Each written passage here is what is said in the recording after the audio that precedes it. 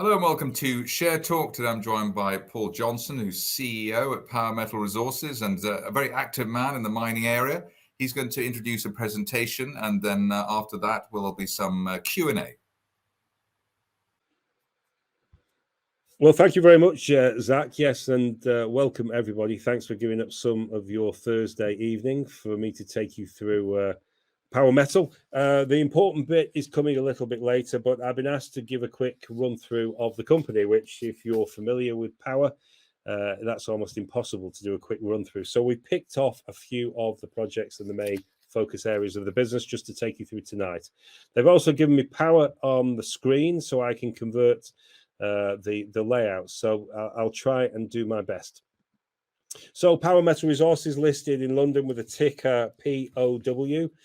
We've been on the market for quite a few years, but in the form of Power since 2019. As an investor over the last goodness knows how long, many decades, the one lesson that I was told, which I fixed onto all the way through, is don't follow the herd. And in junior resource investing, that's what most of us private investors tend to do. We go with the popular, we go with the commonplace, we go with the norm. We don't really give ourselves the best opportunity to make money, which is by not following the herd, by finding those unique opportunities that are often unloved and not well regarded, where there's not much talk, much commentary, where there's not much interest.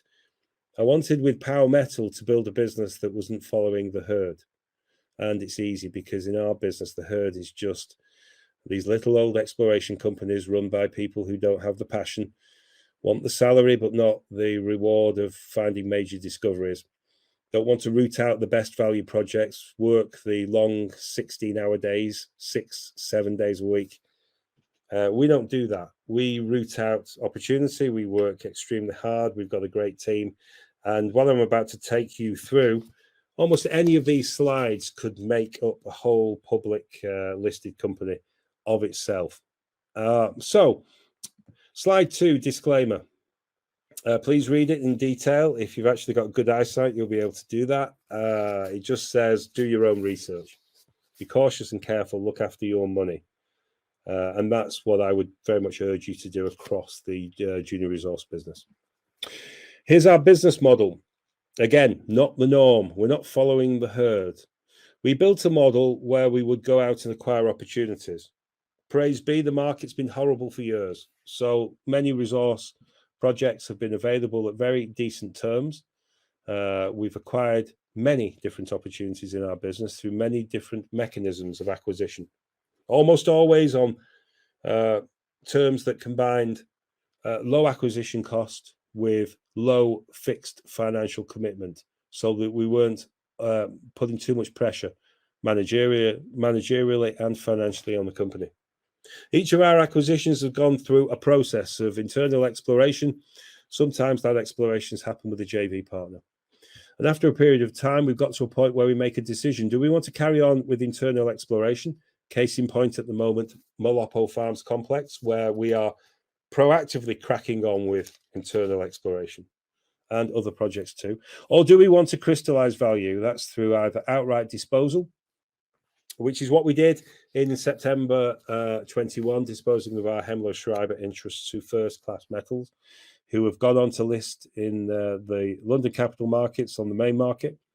And our position there is now worth approaching £2.5 million, which is quite an uplift on our very original investment. Or alternatively, to vend out into IPO vehicles that we create.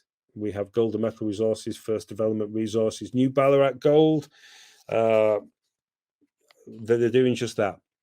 Or alternatively, we find a major partner to earn in or something similar into one of our projects. Major partners are around and about at the moment, surprisingly. They need pipeline and they're going for major pipeline opportunities that are held by resource juniors. And we have quite a few of those opportunities right now within our portfolio. So that's our model. It's a dual model of exploration combined with corporate value creation. If we put assets on our balance sheet, First Class Metals PLC, where we hold 18.5 million shares worth approaching £2.5 million.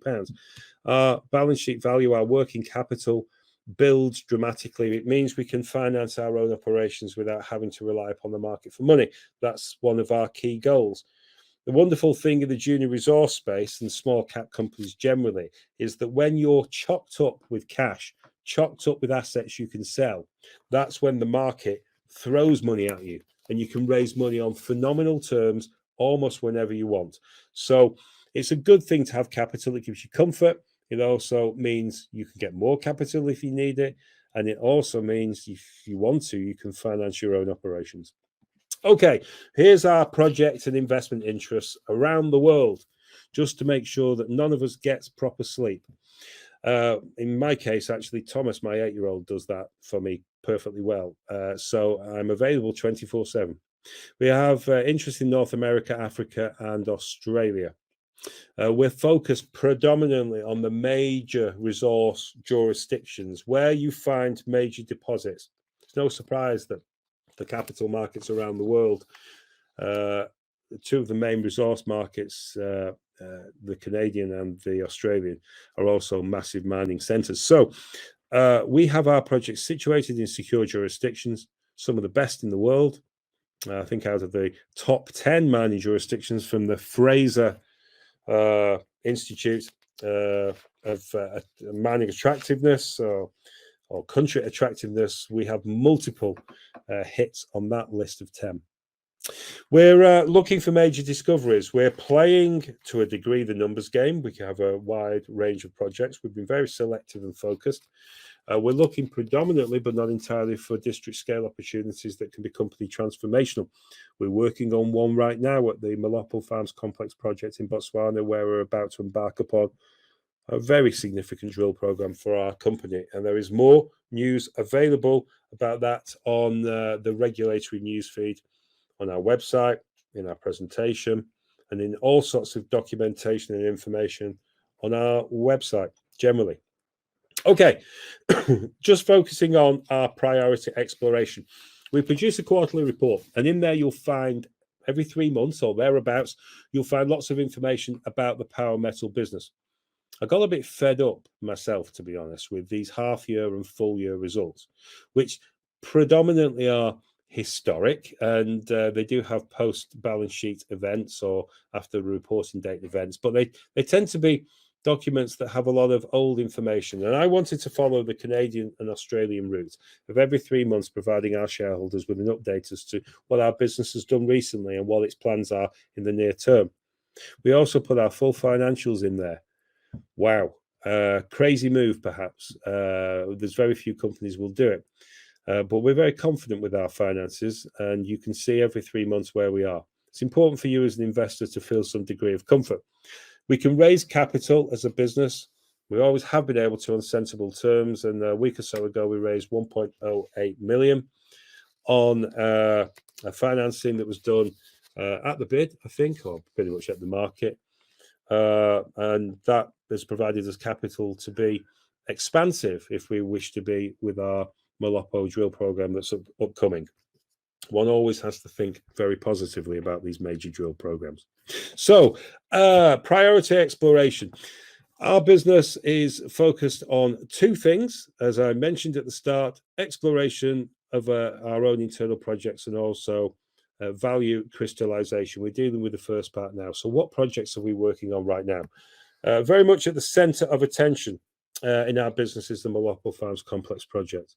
Like many of our project interests, we got involved back in 2019 because we were able to provide capital to help them to do some geophysics work effectively at the property, at their project area. Back then, they had 2,700 square kilometers of ground in Botswana. They were looking for large-scale nickel, copper, PGE targets, platinum group element targets.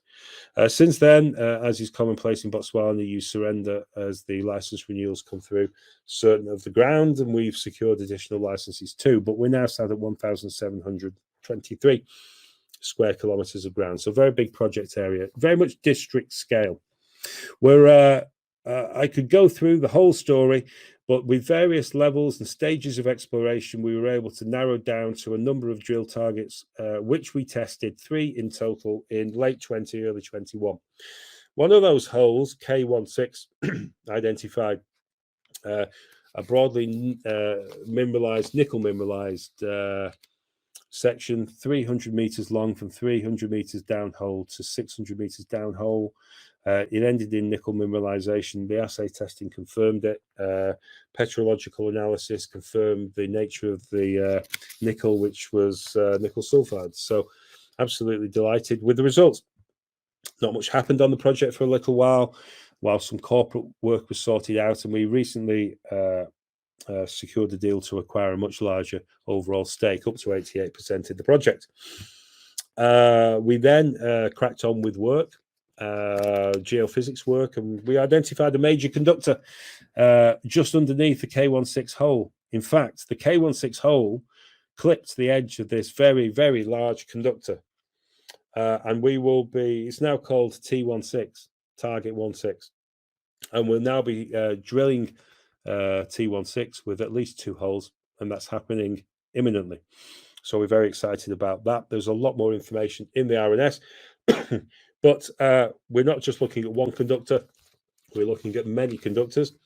The potential is for us to have quite a dramatic district scale discovery opportunity of nickel sulfide, about the best you can get, in fairness. So we are very excited. Moving on, I'm only covering these projects very quickly just to give you a feel. And please don't feel that we are kind of skipping over things too quickly. It's just to give a bit of background. Tarti Greenstone is another project in Botswana, focused on gold and nickel. We acquired it in 2021. We've recently undertaken some reverse circulation drilling, about 500 meters. Just down from the Cherished Hope gold mine, high-grade gold mine, where we think there is possibility of an extension of the mineralization from what was mined, and we've been drill testing. We're looking for high-grade near-surface gold, the magical combination. We're also, we've been sampling some fines dumps, which are the waste material from the mine. And we've recently published the results there, which were exactly in line with what we wanted. And we're doing some further work on those dumps and the volume of those dumps to see if we can actually process, subject to local approvals, the gold that remains in them. Good message there is that if you have gold remaining in the dumps, which is the waste material after processing from a mine, the chances are you've got some good high-grade gold in there, or certainly higher-grade gold than what was in the dumps when you found them. The more exciting side to it is always the exploration on these things, and we're waiting for assay results to come back on gold. Target, high-grade gold, near surface. We certainly hit significant amounts of the target geology, so we're very optimistic. Okay, Athabasca Basin. We are skipping around the world, but we've been selective on the projects, as I mentioned. There's no boom like a nickel boom. I suspect we've got a major one of those coming. Maybe a uranium boom is slightly better. It lifts all boats dramatically. It turns ordinary investors into geniuses in the investing sphere and makes fortunes for people. They buy cars, yachts, houses, and then generally lose it all a few years later when the sector turns the other way. Maybe I shouldn't say the phrase this time it's different. It probably isn't, but there seems to be a dynamic in the world that's moving towards more use of nuclear energy than ever before. The protesters, many of them had very many good grounds across the world in different projects, but generally speaking, it's now accepted. Ironically, uranium is probably the cleanest energy source, or certainly one of the cleanest energy sources in terms of the ability to generate power and the general impacts of the process itself. Without question, the Athabasca is one of the premier mining and exploration jurisdictions for uranium. Nice part about the Athabasca is it's had so much work over the years, and there's so much information on record that you can actually pick up exploration ground, and we've largely staked our own ground, which is a very low cost way of securing projects. And you can go and get dramatic amounts of other people's information. It's a bit like other people's money, which enables you to form very detailed knowledge databases on individual projects. These Athabasca interests that we have and that others hold are dramatically valuable at the moment. They've gone up in value over the last year. The Sprott Uranium Trust were very good because they were buying up all the commodity itself, really putting a lot of focus on the space as the price of uranium rose. Back in 2006-07, the big uranium boom that I can remember, uranium went to over $140 a pound. It's currently $50 or so. There is speculation it might go to 300, 400, 500. One thing I know about speculation is it's usually wrong, and sometimes it's wrong because it understates the value the commodity goes to. I have no idea where the uranium commodity is going, but I can tell you what I see on the ground right now, and there's a large amount of interest in uranium properties. There is a large amount of interest in our properties, and we are working very hard to do, as with all of our projects, extensive exploration across as many of our projects as we can, build the knowledge bank, build data rooms, and increase the valuation of our interests. This is one part of our business. There are many parts to our business, but we have in-house a gentleman who did his master's thesis on the type of uranium mineralization that we have within the Athabasca. We have a number of individuals inside and outside our business who have particular acute uranium knowledge. We are well positioned with property, the property portfolio with the team and with our approach, which is a combination of internal exploration and value crystallization. Okay, so that was just a sample of our exploration properties that we're focused on and pushing forward. We also have investments, and we talked about this a little before when I mentioned the business model. But just looking at our investments, you'll be pleased to know this is on one slide. It gives you an overview of some of the investments we have, both listed on the left-hand side, and some of those have done better than others. Ironically, I think all of those are capable of delivering dramatic performance over the coming months and years. And on the right-hand side, we have a list of some of the pre-IPO investments. We do have to add to that, it's fair to say. And we will be adding to both of these columns, I think, quite a bit over the coming months of 2022. So just going through some examples and a bit more background information. First Class Metals has certainly grabbed our attention. It's a company that we sold our Hemlo-Schreiber interest into back in September 21. It's recently listed in July on the main market, London Stock Exchange, at 10 pence a share. And it's had quite a buoyant performance, in fairness. And our position at Power Metal is approaching £2.5 million. Our direct costs in respect of the acquisition of the Hemlo-Schreiber interests and also the work that we undertook on the Hemlo-Schreiber properties before we vended them to First Class is considerably less than our current paper market value of those interests. They are in a super hot territory, and they've got some fantastic results that they've already published to market. Market's a bit of a damp squib at the moment, but I've no doubt in my mind that First Class Metals will perform particularly well in the coming weeks, months, and years. And Power Metal, we're on a lock-in.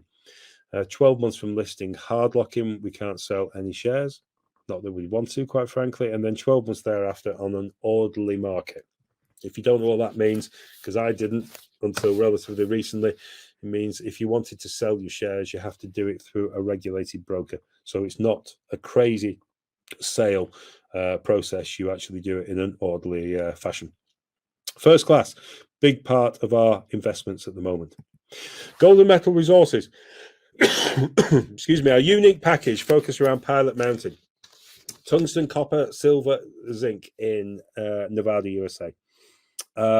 Major asset for us used to be in the portfolio of Thor Mining, and I loved that because I was on the board of Thor, and back in 2016 I went to Pilot Mountain and thought, blimey, it is a mountain. And secondly, this is a major project. Now, unfortunately, through Power Metal, I was able to acquire that project from Thor.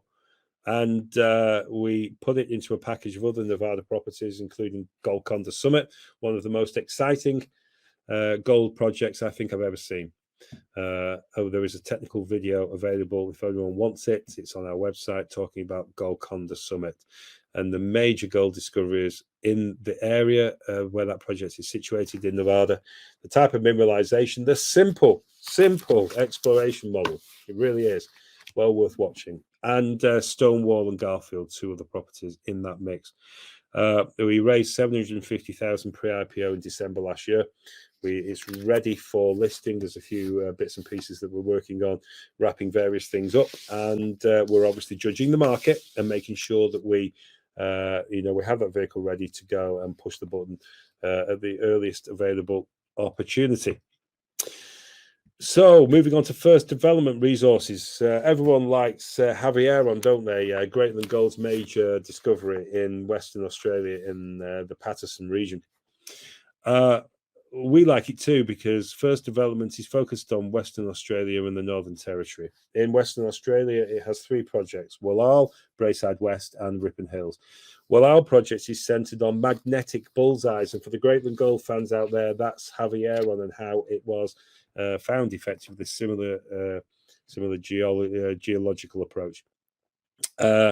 Where we've done a huge amount of work, and the main anomaly, the eastern anomaly at the Wallal project, is ready for drilling, pending the IPO, which we're working on to list First Development Resources in London. Another vehicle that was created ourselves, we brought the asset portfolio together, not just Wallal, magnetic bullseyes, following the Havieron style story, but in the Northern Territory, we have the Celta project.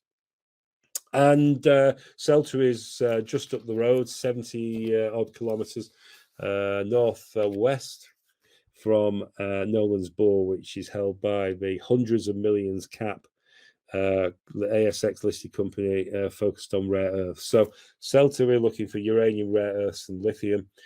Huge license area, huge amounts of prospectivity. The team have been on site again recently, very excited by what they're finding. Lovely Australian vehicle, raised 1.125 million in pre-IPO earlier on this year to fund its expenses. It's halfway through the listing process. We are very excited when that comes on market. We think it will be very popular. That's First Development. Victoria Goldfields, currently in joint venture, but it's moving into the IPO channel, as it were. It's already in there. We just need to get on with it.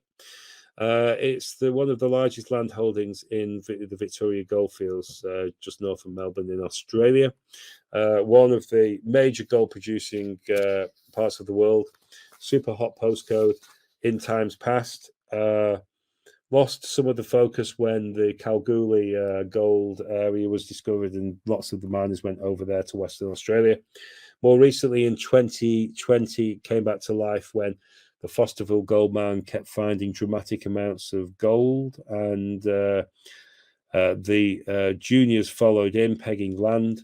We did too with our partners Red Rock Resources, and we pegged up over 2,300 square kilometres of license applications. And most have been granted, 14 from 19. We have 1,841, I think, actually, because we recently added on another one, square kilometres of license granted grounds. We have a team working in country based out of Ballarat, which is in the centre of all those exciting licenses and this hugely prospective area. Two former high-grade working gold mines, really high-grade, hundreds of thousands of ounces produced, documented ounces, and we think a significant gold endowment remaining at both of them. There are dramatic amounts of other opportunities, former working areas, small and larger, that we're working on to identify and take forward.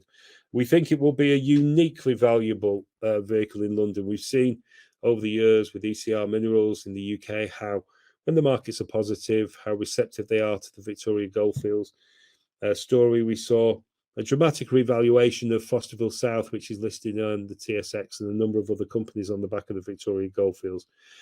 Both for ourselves and Red Rock Resources, this is a unique and valuable asset that we think in its own IPO will do particularly well. So we're working hard on that. And 7 o'clock tomorrow morning is the weekly technical meeting. So We get up every week and look and listen to the latest stories, and they are amazing. We really ought to put more out into the marketplace and through media, and that's actually what we're intending to do. Yeah, and the most important page of all, contact us. Now, for some crazy reason, I have my mobile phone number on all market news announcements. Just at the bottom, the bit you never read. You might want to go down there, actually, because at the bottom, we've got the notes to editors section, which gives you a full breakdown of our current status, gives you all the information about where we are as a business. But if you want to get in touch with me, send me a message and I'll get back in touch with you as quickly as possible. If you want to, info@powermetalresources.com is monitored all the time, literally. So send a message to that email and we'll get back in touch with you.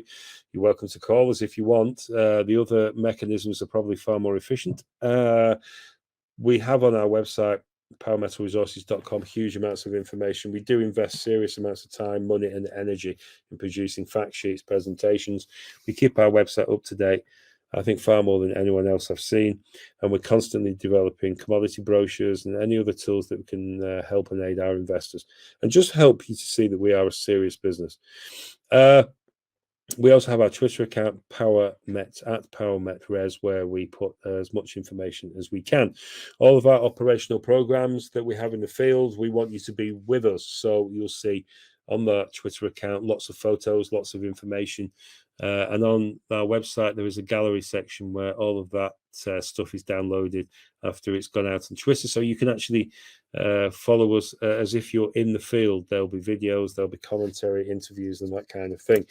We obviously have a number of programs running at the moment, but the major one that a lot of people are focused on is Molopo Farms. There's already lots of information out there. And as we go through this program, as the drill starts to turn, we will take you with us. There will obviously be certain sensitive points when we can't give you, too much information without it being first in an RNS, but you'll certainly be able to follow the story. Thank you very much. Okay, Paul, thank you for the presentation. I'm sure that people have learnt a lot about what you're doing. And I suppose these days it's all about education in the small end of the stock market. The better informed you are, hopefully the better you do. But I'll go on to the questions, which have been carefully curated. First one is that with the value already being demonstrated by First Class Metals and its IPO, would it make sense to spin out all the power metal projects into separate listed companies? Yeah, I suppose so. If I didn't have any life or any desire to live a life, the spin-out process is quite complex. It takes a while. It certainly takes up a lot of your energy and time, and it's quite a costly process. So it's the thing to do on occasion. It's not necessarily the thing to do for everything. But we've seen with First Class that a business can actually perform an IPO. It's we're doing rather well post their listing at 10 pence, and there's some interest coming into the stock. There should be, because they're finding some really interesting exploration results. And for us at Power Metal, we hold just over 28%, which is going on for £2.5 million of value on our balance sheet at the moment. And just a sort of side question on that, it seems to be the case, sort of a truism, that the market tends to value companies which have a lot of assets in them far lower than the sum of the parts, and that is the reason you do this. Yeah, it's one way to put a value on something in the portfolio. For many of the exploration companies, they can have a range of different interests, as you say, and it's difficult to break them down into what each element is worth.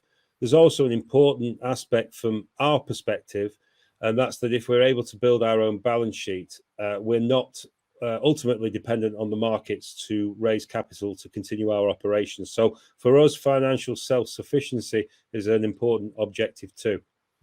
Okay. Have you had any discussions with any JV partners for Molopo Farms yet? Oh, blimey. That's a question out of left field. Well, yeah, in fairness, it's a difficult one to answer. Let me say that there are major mid-tier firms, all sorts of different types and sizes of firms looking for good quality projects at the moment. The majors in particular used to look for the deposits that were known, possibly assets in production, but definitely they're moving more towards the exploration side. So if we had signed any NDAs, or if we were in any discussions, we would not be allowed by market rules or by the contracts, those NDA contracts, to talk specifically about them. It is in our strategy and our overall thought process to engage with larger third parties across our business. Molopo is a unique opportunity, as we increasingly are demonstrating, I think, through the RNS announcements about the potential, first with the geophysics recently, that's been updated very recently, and then, of course, moving into the drill program, which is imminent. Given that power metal operations at Molopo are ramping up, and of course you have the Tarti Greenstone drilling progressing, it looks as though power metals are really growing a resource and logistical base in Botswana. With this in mind, would you consider making an outright offer for Kavango Resources? Well, I'm supposed to say I won't comment about things, but no. Kavango are their own group. I think they're doing a great job in Botswana. They've got some fantastic interests across their business with their 3 project areas. Sometimes it's better to have more than one group working in a particular country or region. We have no desire to just acquire everything. We have a significant exposure to Kavango anyway. We have a transaction that we are working through with Kavango to sell back our joint venture with them, the Kanye Resources joint venture, that will give us an even bigger, a much bigger exposure to them. So really all I want them to do is carry on, get on with their work, go and find 1, 2, 3 major discoveries, drive the value of their share price considerably higher, and then we benefit quite dramatically. I think if they get their share price to around 10p, then our interest, once the deal that we announced over Kanye completes, will be circa £11 million or so of value. If they get to 20p, it goes up to £23 million. So for us, it's an equity play with Kavango. When will the Golden Metal Resources and FDR IPOs take place? Yeah, a lot of questions on this, understandably. As soon as possible. GMR, Golden Metal Resources, the work is effectively done. We're wrapping up a few bits and pieces along the way. We've been quite active as well with exploration on the golden metal projects, with an IP survey over Pilot Mountain, the big tungsten deposit, tungsten, copper, silver, zinc, actually, and also the work at the Garfield project. So we're really kind of eager to get that going. We have to be cognizant that we bring this to market at the right time, and we're being very careful with that. First Development Resources is midway through the process. Lots of work streams going on. We're trying to accelerate it, get it done as quickly as we can. The team have just recently been in Australia and doing lots of work out there, IPO related and for general business operational reasons. So again, we're going to push it and do it as fast as we can. We're not allowed, Zach, to quote specific dates, A, because we're not, and B, because that would be silly to do so, because we've become a hostage to fortune, but we're pushing as hard as we can. All right, next question. What are the plans for Silver Peak? You already have a 30% interest there. Wouldn't it make sense to sell that on and focus on the projects where Pow has the majority or 100% holding? Yeah, well, 30% is one of the lower percentages in terms of holding of a project.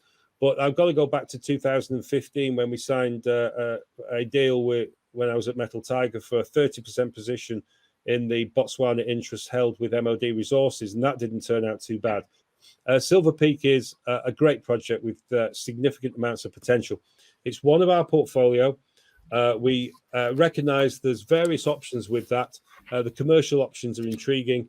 The exploration options are also intriguing, but of course we want to make sure we optimize the value from it with the best commercial structure, which is, I would say, our focus right now at the moment. So we haven't forgotten. We're working on it. It's happening right now, and as soon as we get some progress that's material and distinct, we'll make an announcement to market. Right, on to uranium. Uranium sentiment is now moving rapidly, and some excitement for the Reichenbach uranium spinout into Tethers PLC. Has the team at UEE there given you any time or indication of which UK exchange they will list on? I see they are becoming active on social media. Yeah, they are. They are becoming active, and they should be, because the Reichenbach property, we think, as per recent announcements, offers quite significant uranium prospectivity and potential. It's a great large project area, and it will do very well in that vehicle. Of course, we do know destination, but it's one of those quirks of our market that we're not allowed to quote the exchange before we actually get approval to list. It's the same across all of the spinouts that you see, and this kind of corporate transactional stuff. We keep it generic. We say listing on the London capital markets. As soon as everything's approved, then it will be announced. Right, this is a question from an investor. Somebody says they're an investor in ECR Minerals and Pow. I'm particularly interested in the potential for the new Ballarat Gold Corp Victoria spinout. I believe that NBGC holds a more substantial land package than some of its listed peers. What do you see as the future for this vehicle? Well, it's quality, not quantity, albeit New Ballarat does have one of the largest land holdings in Victoria. It's something that we built in 2020. We carried on in 21. We've now got 14 granted licenses covering over 1,800 square kilometres. More importantly, we've recently announced that we have 2 formal working high-grade gold mines within the footprint, and with theoretically quite large remaining gold endowments. Now, we've got to do further work to confirm that, but we are quite excited about New Ballarat. Our partner, Red Rock Resources, are equally excited about it. What's important is that we take that project forward aggressively, and we've got that on an IPO pathway, and we've got a team operational in country. They are based out of the Ballarat office, which is in the heart of the license area, or licenses footprint, and they're doing work continuously. So it's a real active business. It's perfect for an IPO. It's perfect for significant value generation for both sets of shareholders. We have weekly meetings on a Friday at 7 a.m. Zach, can you believe that? Every Friday. You can't go out and have a drink on a Thursday night because you've got to be up at 6 o'clock and get ready for that meeting. Progress is made all the time. There'll be lots of news coming out from there, I'm pretty sure, in the not too distant future. Seeing this week's news from GGP, Greatland Gold, transformational board appointments and significant funding, does this give you motivation and excite the team on the potential for POW, principally with the Molopo drill program in mind? Yeah, this is a Kevin Costner type thing, I think. You build it and they will come. So few of our junior resource companies get support from larger organizations and larger finance partners until something major happens, and then they are there. It does excite me that Greatland is, I've been associated with Greatland for quite some time over the years, refinanced and restructured that company at 0.1 pence a share back in 2016. And, it's done so well with the Javier on discovery, and now able to attract a very senior management team and also significant finance, not just from resource financiers, but also mainstream banks. It's great. What excites me more in the Greatland story is the fact that you could have bought this stock in November 2015 at 0.045 pence.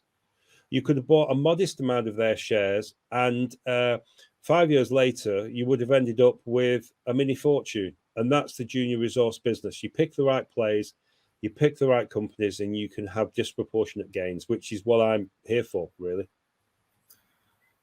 Next question. I've seen mention of the POW investment fund. Is this still active? I recall as CEO at Metal Tiger, you managed to return in excess of £1 million via an on-market investment in less than a month. That's probably from your mother, I think, that one. Well, if it is, it's from the heavens because she passed away a couple of years ago, Zach. But I'll take I'll take that as a compliment. It wasn't an on-market transaction. It was a metal tiger deal again. We put £150,000 into Kibo Mining back then at 1.5 pence a share, and within about 5 or 6 trading days, it was up at 12 pence intraday high. And we effectively turned 150,000 into well over £1 million. It was a great result. It financed Metal Tiger, enabled it to get involved in Botswana and the other things that it did back in 15, 16, and made the company. As to our fund inside the business, it is a part of what we do.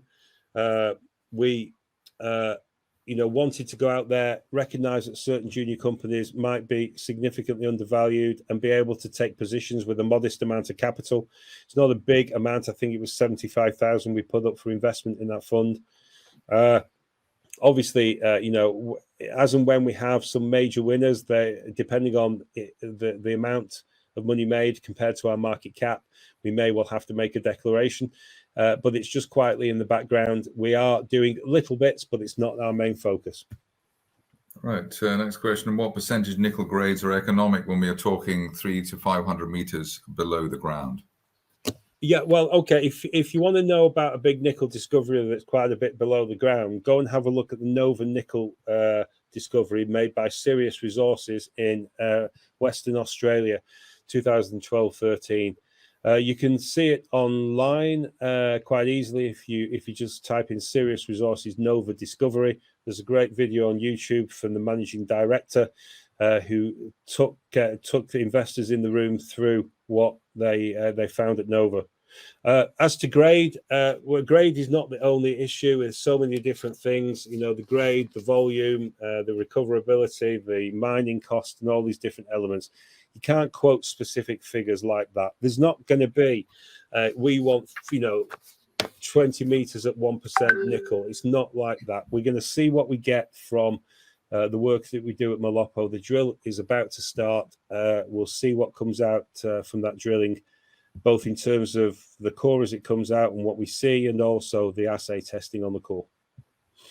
Okay, on to Molopo again. Molopo Farms is a large footprint and the targets themselves considerable. Are there any possibilities that it could be split up into separate SPVs, as some areas will be more advanced than others? That's a really good question because there's a lot of focus at Molopo on target 1-6, which is where we did the original drill hole back in 2021, hole K16.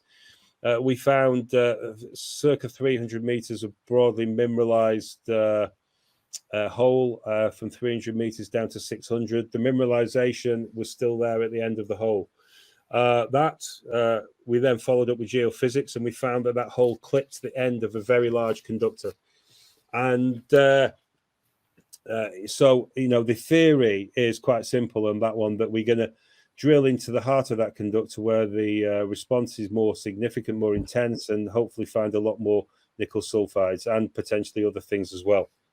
Now, that is just one target across this project, which has many, many targets. And we're looking at 3 more with the geophysics right now, K114, K13, and K23.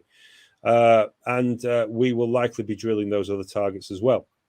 So there is a possibility for a field discovery, a district scale discovery of multiple deposits. And that's in the back of our mind as well. So it's not just the one target. Now, do we break them down into different opportunities?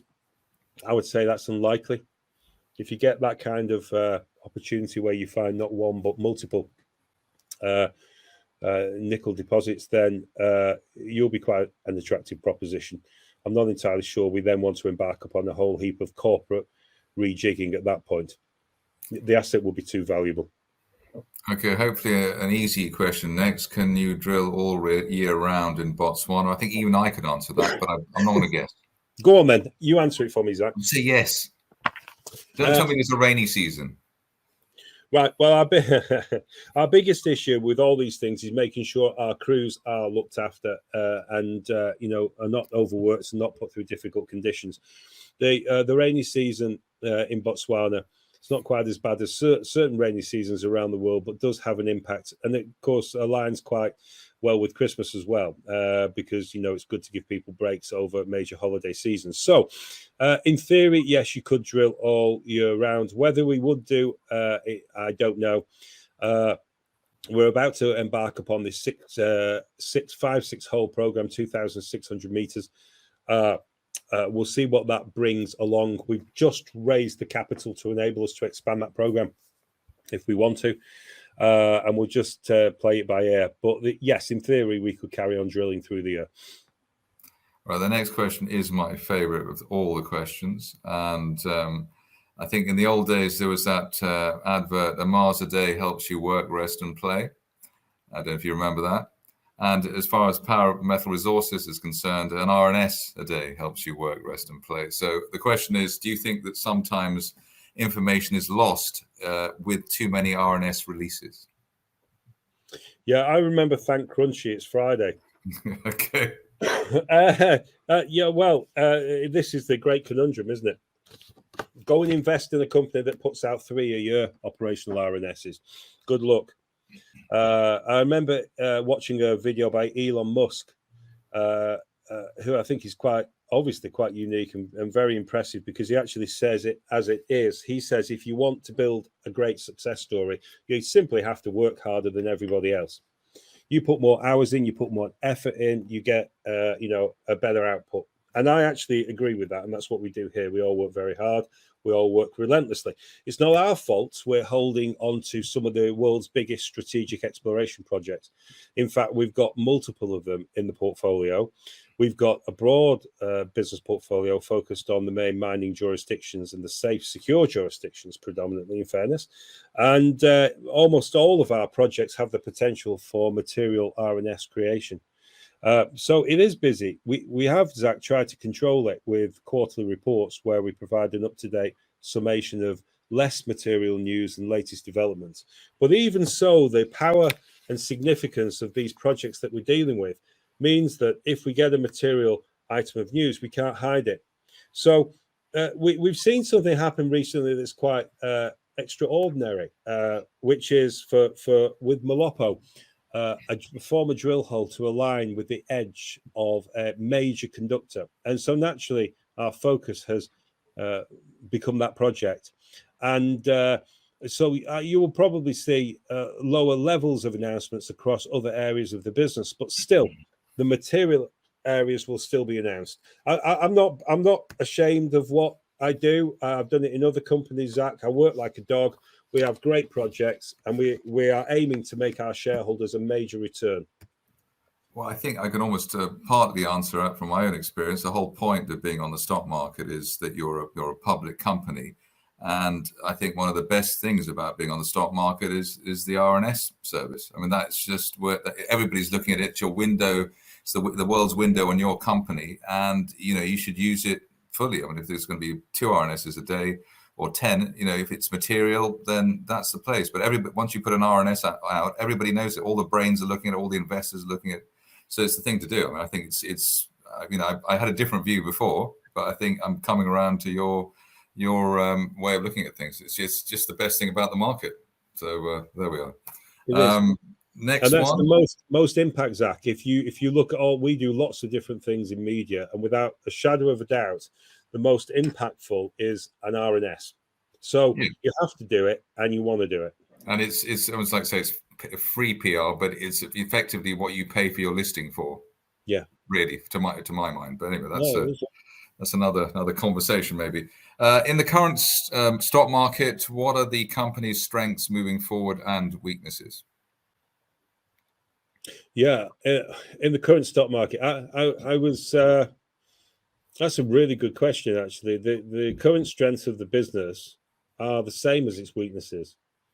We embarked upon, as I mentioned in the presentation, we embarked upon a philosophy that we would not follow the herd.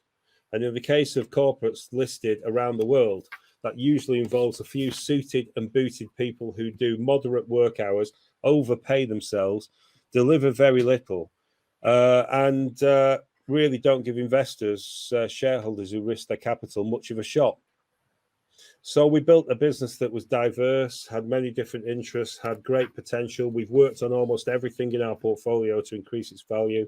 You've seen some of the benefits of that with the likes of First Class Metals and the value appreciation we've been able to secure on paper there. And that's just our deal. That's the way we kind of work. Now, the weaknesses of that is that you can put yourself under too much stress. We've had a fair amount of that over the last year or so, I can tell you. You can also stretch your capital resources if you're not careful. That's one for the bashers on the bulletin boards. Say that Johnson said you can stretch your capital resources too thin. But it's true. But it's not a problem from our perspective because we have a philosophy of investing modest, sensible amounts across our portfolio. We have an ability to raise capital as we did a week or so ago with 1.08 million. And we were able to do that, apart from the fact that there's some, good investors out there willing to share some of the risk with the company and take positions, but because I think people hopefully recognize the team and the work that's going in and the potential that's offered.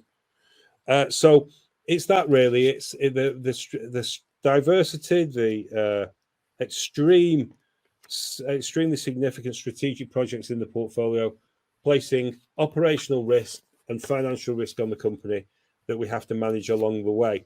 But we only have to find one success story, Zach. It's only one. It's not complicated business. We've got Molopo in focus at the moment. If that's our success story, if we find significant deposits of nickel sulfide and other things that makes that a classy project that's going to attract huge amounts of interest, will drive our valuation up because nickel sulfide discoveries, major discoveries always do, no matter what the market. It's not quite job done because we've got a very big portfolio we have to handle, but that's our success story. Now, I think we can do that multiple times in our business with what we've got in the portfolio. And I don't mind the stress. I've got a great family that support me, and I've got a great team that support me, and we all work together on this. And we're here for one outcome, which is to deliver a major success story through Power Metal. All right, next question. With the company spin-offs and IPOs, how do you see value being returned to Power Metal investors? Well, Power Metal investors, a general investor, has a major advantage because they can buy the shares on market, they can sell the shares on market. So major valuation wins build into our market capitalization and build our share price. So they can immediately generate wins for themselves through that route. That's quite a useful route because at the moment, capital gains tax in the United Kingdom is 20%, or actually less if you've got lower levels of earnings. So you can make quite a large amount of money and actually not pay that much tax on it. There is the option of returning value to shareholders through dividends, distributions, and we have been setting up for that through the capital reduction exercise. So we're looking at that. That's been in our focus for quite some time. That's quite handy for director shareholders because, of course, if you distribute to everyone, that includes the directors that hold stock in the company as well. So there's many and varied, really, routes to return value, and we are probably going to use all of them. Okay, a nice question, I suppose, this one. Nice to think of, anyway. When the markets turn, are you ready for the highs to come? Oh, yeah, that's a great question. I was sat in the office of a very experienced mining chairman back in 2011. I'd just seen my portfolio go up 200 times. And he said, just be careful, Paul, that you don't feel like you're a master of the universe. And that's where, as companies, we make our mistakes, as well as individuals. That when things go well, you can become a little bit carefree. I've become a boring old curmudgeon, is it the phrase now? No. At the moment, we're literally impending on this major drill program in Molopo, and we just day-to-day work, going about things nice and calmly, and we're not going to lose our heads, and not going to have to expand the doorways. If we get a major success story, we're not going to be blowing cash around the place, flying to tropical destinations in jets, with Powell One on the side. No, we are going to be calm, steady, commercial, and focused, because that's the best way to get a big return for our shareholders. Do I think it's going to go into a super hot kind of market? Yeah, it's obvious. Sorry, it is. I know I'm supposed to say potentially, but put all that BS to one side, Zach. The world wants to go EV. It wants to go green technology. Even if they change their minds, which they're not going to do for quite some time, but even if they do, they still set this world on a course. There isn't enough copper, there isn't enough nickel. If you think there's lots around, go and look at Kitco and have a look at the London Metal Exchange and where the stock positions are. Go and look at the lack of investment in our junior exploration companies. These major metals that we need for life, to sustain life, the quality of life, just as it stands today around the world. Not even considering there's so many areas of the world where people want a better standard of living and are working to achieve that. There just isn't the metal to supply it. Have a look at, if you live in my world and the world of other CEOs that I speak to, you'll see who's sniffing around looking for pipeline projects in the majors and mid-tiers. You'd be astonished. There is a desperate demand for metals. We're in the right place. I think it's the right time. All these various issues happening in the world are distracting people's attention from the fundamentals, as they tend to do. What's the quote? The market can stay rational longer than you can stay solvent. So I think it's just to hang on in there and keep working for the investors and for the companies. What are you looking at that genuinely excites you about short-term news for POW? Well, okay, so obviously at Molopo, we've kind of leapt into action. It's less than a month since we got the big geophysics outcome that we published 16th of August, and we've already got the drill on site, ready to get cracking. Quite an amazing speed at which our Botswana colleagues have been able to act and to put all this into place. So that gets us going. Our Athabasca uranium portfolio, 11 projects, one in a corporate transaction at the moment, right and back, but another 10 sat there. We've done lots of exploration work. There'll be updates to market.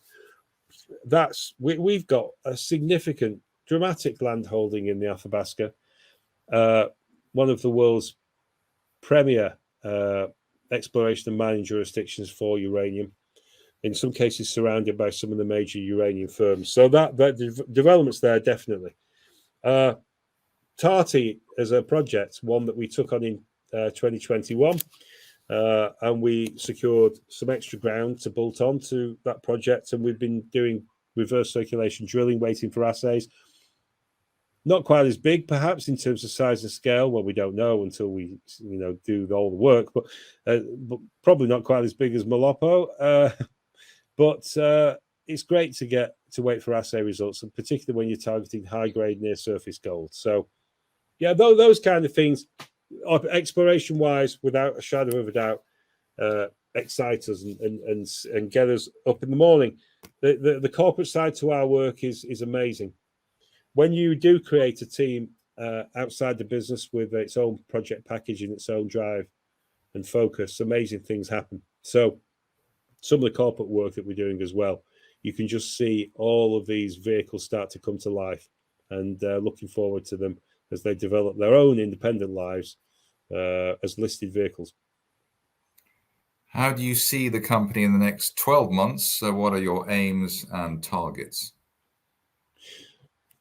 12 months is an interesting period. We've been doing this for 3.5 years now, and we're at an acutely interesting point. We have got some pretty dramatic interest. Pilot Mountain, the projects in Nevada, USA, held through Gold and Metal Resources.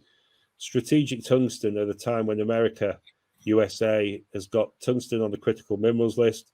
is quite keen on getting domestic homeland security for major metals, minerals. And we've got the largest undeveloped and known tungsten deposit in the USA, in a super safe jurisdiction, Nevada.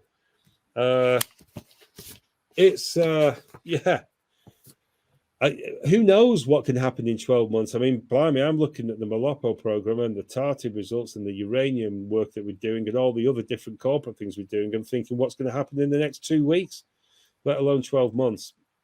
So much can happen. I think our period for real value, what's the phrase? Valuation discovery, price discovery in terms of what our business may well be worth is in the next few months. Okay, and just finally, I suppose it's my question or my series of questions. This year's been certainly up and down for the market. We've had obviously the return of inflation to 1970s levels. We've had a European land war. We've had lots of disruptions with jubilees, and then obviously the funeral of the Queen. Now we've really long summer holidays, and people are not around, work from home. How does that affect your working pattern? Because you're obviously very busy and very keen, and you sort of phone people up, and they sort of say, well, you get a voicemail, or they're away for the next 2 weeks, or how are you coping with all that? Because we seem to have got much more sporadic in our work pattern. You've actually become, you've always been busy. How are you coping with that on a day-to-day basis? Well, we cope with everything because we have to, and I don't really have too much time off. Really, it's a bit difficult to have too much time off when you have this business as it stands today. We're obviously, as people can see, we're starting to move to the crystallization part of our life, which is as a business, which is recognizing things that we think are suited to going into their own vehicles as IPOs or outright disposals. There'll be more of that. That will simplify the business. We're bringing more and more people in to help us, both in terms of the boards of independent vehicles and also within Power Metal itself, and that takes some of the pressure off. We're focusing our business operations, but even so, it has been for some time, and it will be for a little bit more time. Pretty much all-consuming enterprise. I do disappear off from time to time for a few days. I quite like Tenerife, if I'm honest. I know that sounds really crass, but I stay in a nice little hotel. It's a hotel for the over 60s, and I'm almost there, so I can kind of justify it. I'm hoping I get there one day. Well, and but even there I work, in fairness. But every couple of months I disappear off, and I get a little bit of a change of environment and a breather. But this is how you build these businesses, and when you've got 10 projects, more than 10, 14 projects, 10 commodities, 3 continents, it's a 24/7 business. I don't mind that. People who've worked with me over the years know this is kind of how I do things, and I'm expectant of an extremely positive outcome for our investors. I may not be right. Usually, I am. Well, I'm just trying to feed you a last question, a final question here. It's been related to the one I was half asking. That we've had all the Ukraine and we've had the inflation. We also had June, July. I think this year was probably one of the most brutal times for small caps there's ever been. And I remember 35 years. It really was. Shares are going from 10p to 3p to 2p. Is it the case that maybe people can look to you as somebody who's in this kind of environment when a lot of CEOs are falling by the wayside and a lot of share prices are falling by the wayside? This is when the tide goes out. You see who's wearing the swimming costume and who isn't. And is that something you think will happen over the next year as well? Well, I always try and wear a swimming costume, Zach. I don't know what the beaches that you Tenerife. And trousers for dinner. Amazingly, But I mean, you acknowledge the bloodbath. You acknowledge the bloodbath that there's been, and in a way, this is the time when we'll see who the wheat are and who the chaff are. Yeah, you can make a lot of money off the dogs. So, those that are dreadfully run companies that don't deliver. I mean, in fairness, look, the vast majority of companies in the markets will not deliver anything material in terms of a discovery. That's just the nature of the beast. You saw that in the last, what I would call a boom cycle, which was 2008 to 11. You know, there's many investors made fortunes off many companies in that period. Out of that period, and those companies that delivered those fortunes, very few of them, very few, fractional, 1%, if that, actually made a meaningful discoveries. So you don't actually have to worry too much about, you know, all the time focusing your energies. If you know the market, you know how the market works, and you know what I mean by that, you can make a fortune off the dogs. I don't want to be in that game in terms of running a company. I wanted to run a quality company with, as we've been through tonight, the right assets and people. And I learned from past mistakes that you need to have your team in place before major discoveries, and make sure you have the best people before major discoveries. Sorry, I was just going to say that. Sorry. So that's it. And I'm going to shut up now. But I would say this, that you as investors in our space, they do. I mentioned much earlier at the start, investors are prone, and I've done this for many years in my investing life, are prone to follow the herd, to follow the popular. And the reality is you make money when things are not popular, when you're not following the herd. Never had any ambition to follow the herd running public companies. And I certainly never wanted to follow the herd running Pow. I wanted to be a standout performer that did things differently. Well, that's finally it, I think. Paul Johnson, CEO at Pow Metal Resources, thank you very much, and great to speak to you again. Thank you, Zach.